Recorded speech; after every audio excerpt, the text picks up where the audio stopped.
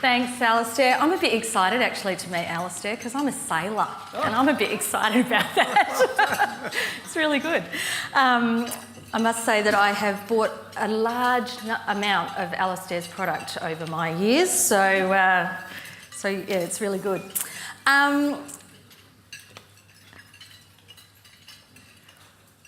Did that work? Here we go. Okay, so appliance tagging services. We are possibly the least sexy business on the planet. Even selling nappies or something like that is a bit sexier than testing and tagging. We do testing and tagging of portable electrical appliances. Our guys test exit lights. We do safety switch testing or RCD testing. We look at your fire extinguishers and we test microwaves. We look for things like this. Again, the least sexy thing in the world, but our guys looking at stuff like this is going to save your life. This particular little thing was found in a school, and the principal of the school said it wasn't near a puddle, so it must be okay. So there's a lot of 10-year-olds running around thinking that that's all right. So we started business in 2002, and we started franchising in 2006. 5 years of fast franchises, the top franchisor and emerging franchisor of the year, which absolutely made my day. We beat a lot of retail systems, and franchising can get very retail focused. They all want to be the next big boost juice. So it's really nice that something as non-sexy as testing and tagging could take out an award. We've granted 46 franchisees around Australia, and we service clients like Australia Post, Telstra. We've got quite a large contract in New South Wales looking after 900 odd schools. We service the ANZ Bank and large retail groups. So we've got a national client base and we're going from strength to strength. But this is a journey. It didn't start out that easy. It's a journey, and our journey has had lots and lots of little twists and turns along the way, as I'm sure every single one of your journeys does. So never compare your journey with others, because your path is absolutely unique. But the most important thing, and this is what I tell my kids, is you've got to own your own journey. Don't blame other people, it is your journey. So my journey started a long, long time ago, and I had 13 years working for the greatest company of all time. I worked for Colgate with the late Mrs. Marsh, and that has certainly given me grounding for what has been an awesome career to date. I moved to Melbourne in 2006 and fell in love, and I fell in love with an electrician, which brought me to the very sexy world of testing and tagging. We then had a couple of kids, and what do you do when you have a couple of kids? You bake cookies, you bake bread, and I was going insane. 2 kids in very swift succession, and maternity leave was not for me, so back to Colgate I went. And our business was starting to grow. So I started to get involved in the family business. I learnt about pricing jobs, variations, weekly wages and hourly rates. I lived in the world of salary. I learned about subcontractors, how to handle staff. I learnt about purchase orders, site allowances, GPOs, Cat 5, 2 Core and Earth. But more importantly, I learnt that the buck stops with you. Because in a big business, there is always somebody on the end of the phone that can help you. But in a small business, you are it. Now, I'll never forget, we had this light bulb moment. I was actually sitting on the couch breastfeeding at the time, and my husband said, I've got this idea about testing and tagging. I think it could be a goer. I reckon we could make a run of it. I think we could have a national business. You know, it'll be really professional, we're going to offer superior reporting, we'll do all the scheduling. Seemed like a really good idea at the time. We'll do all the invoicing, we're going to redefine your local tradie. And so we started out with one client at a factory in Moorabbin in 2002. And so we started to grow our little baby, and it got bigger and bigger. It was really nice. And we were starting to service clients around the country using contractors. Now, people are contractors for a reason. They don't care about your business, they care about their business. So we were promising the world and delivering absolutely nothing. I'll be perfectly honest with you, it was terrible. So we went down the franchise path. Now, in theory, we should have planted a money tree before we went down the franchise path, because it took twice as long and twice as much to develop a franchise model than we'd even contemplated. So it's certainly not an easy path to success, and it's certainly not a guaranteed way of making money, because there is masses of investment to get to before you end up down that path. And we were tearing our hair out trying to run a business, but also trying to foolproof our business and develop documentation and operations manuals and all the rest of it, and thinking what could happen down the track and make policy around it. So our original franchise model, and it's virtually the same now, franchise fee, a training fee, we provide stock and equipment. We've got two different fees, a fee for clients that we win on behalf of the franchisee, a fee for the work that they win themselves, and we provide the support. We provide access to national clients. We provide leads that come through our central facility. We schedule work, we invoice, and we debt collect. We hold all the money, which is absolutely magnificent. We were absolutely determined to make it a success. And it took a long time until we got a first franchisee. We're sitting there going, what are we going to do? We don't have one.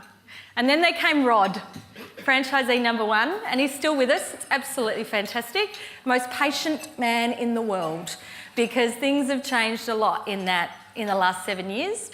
So it then took a long time for our little baby to produce another franchisee, and it just kept sucking money. And we were bleeding cash like you wouldn't believe, and we thought, oh, have we done the right thing? We kept questioning ourselves. Should we change our fee structure? Should we change our vehicle requirements? You know, are we asking too much that they've got to buy a certain car? You know, we're asking them to come to Melbourne for 2 weeks training. Is it too long? Is it too expensive? Is it too much to ask people to come to Melbourne for 2 weeks? Do we have enough energy and enough money to keep going? Should we offer more or less support? And what have we done wrong? Why is it taking so long to get our second franchisee? Because we'd built it and nobody was coming. And then came Mike, who's also still with us from the Sunshine Coast. He is the most relaxed man in the world. And he's awesome. And then came Nathan, also from another regional location, and then came Megan and Ken from Canberra. And all these people are still with us. And they have grown and developed their businesses with us, and they were absolutely, and still are, absolutely perfect franchisees to share our journey with us. So we've come a long way from sitting there and wondering, how can we survive? We've now granted 46 franchisees, and the reason that there's a disconnect in the last couple of years is because franchisees turn over. They resell their business, they sell their business, move on, and a couple of people do choose to walk away. It's not for them. Every business is not for you. You think it might be, but it isn't what you thought it was going to be. Because franchising is like a marriage, and people do get divorced. It's definitely a partnership, and there's definitely give and take. Now, I am very lucky in life that not only am I sort of semi-married to my franchisees, but I'm married to my business partner, which is awesome. Now, it does have its fair share of ups and downs. There are, and for us, it's all about balance. It is completely and utterly about balance, and that's not me, because I don't have abs like that. It's completely about balance. We don't do the same thing. We go to our offices every day and we just do not do the same thing. As soon as we try and do the same thing, we have an argument. And there's tears. And there's normally tears late at night, normally from me, going, I can't do this anymore. And there's arguments. And the arguments are always about money, always. So I stay out of the money because there's one less thing for me to worry about. But mostly we don't point the finger. If we've made a mistake, we own it, and we don't point the finger at each other, and we certainly don't point the finger at our franchisees, and we don't expect our franchisees to point the finger back at us. We're all responsible for our own destiny, because ultimately it's about our family, and it's about the families of our franchisees, and about us trying to help our franchisees develop sustainable businesses for their family, and the same for us. So a few keys to our success and a few keys that might help you is to have a completely clear vision of where you're going and share it with everybody in your team. Have a plan. Every single time I sit down and talk to our franchisees, I say, where's your plan? And they go, oh, I haven't done it yet. So you've got to have a plan. It'll change, but have a plan. Be flexible though. Again, that's not me. Be flexible. Make sure, because life will throw you curveballs. Hire well, but fire really, really quickly. If they're not right, get rid of them. They're just going to hold you back. Follow the rules, follow the system. So with us, with franchising, our franchisees that follow the system are successful. The ones that don't follow the system aren't. It's really simple. Business is not an individual exercise. It is all about your team. It's about getting the right people in the right role at the right time. And for us, it's about support.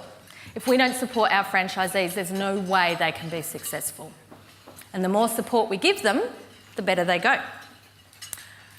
Oprah said you can have it all, but just not all at once. And a lot of people say, oh, you see this woman, she's got a couple of kids and blah, blah, blah. You can't have it all. It doesn't exist. There's compromises everywhere in life. Be present. I don't answer the telephone when I'm at home having dinner with my kids. I don't answer a text message. It's not sitting there in my pocket. Life is busy enough without text messages just doing Sunday roast. Communicate. Communicate. My husband and I are on an email basis. I email him at midnight when I've come up with an idea. He gets copied in on all the emails to school. For us, we over-communicate because some weeks we're like ships in the night. I'm out and he's in. So it's all about communication, and communication with your team, and for us, communication with our franchisees. For me, it's about being ridiculously organised. Some people, it's about being ridiculously unorganised, but for me, it's about being ridiculously organised, and if all else fails, there's pizza. If there's no food in the house, there's always pizza. So a couple of quick tips is to play to your strengths. Every single one of the people in the room are stronger than you actually think. You can actually do anything you stick your mind to. Put the right people in the right role. Communicate your vision and your goals and where you're going to your staff and to your franchisees. They want to be part of a journey. People naturally want to be inspired, so give that to them. Plan, test and measure always. Try stuff. If it doesn't work, change it. Delegate the authority and the responsibility to your people. If they make a mistake, then they own it. Control the controllable, or as a boss that I used to have at Colgate said, don't worry about the shit you can't change. If you can't change it, don't stress about it. Follow the system, good ideas come from everyone, and stand out from the crowd. I work in a really male-dominated industry, and every single tender briefing I go to, I wear heels and a dress. Every single one. There's me and the men in high vis. So I figure stand out from the crowd, and don't be afraid to tell it like it is. Another quick thing, these networking events are absolutely fantastic, but the problem is a lot of us are a bit like ducks. We're all calm and we all talk about how fantastic business is, but none of us ever ask the questions that need to be asked. Our little feet are going crazy under the water and we're all just trying to stay afloat. So ask the people next to you and learn from the experiences of everybody else in the room, because that's how we learnt, and I'm certain that that's how everybody learns, is to sponge information from other people. Because business is a roller coaster. It's a really exciting roller coaster. So you've got to enjoy the ups and the downs, because we've got big plans. In 10 years, we will have fully franchised Australia and certainly nearly fully franchised New Zealand, and the plan is for the UK. So there are big plans ahead for us, but you've got to put stuff in place to get there. And no matter how many mistakes you make, you are way ahead of anybody else that isn't trying, and there are so many people out there that aren't trying. So thank you very much. And I'll hand back to Alistair.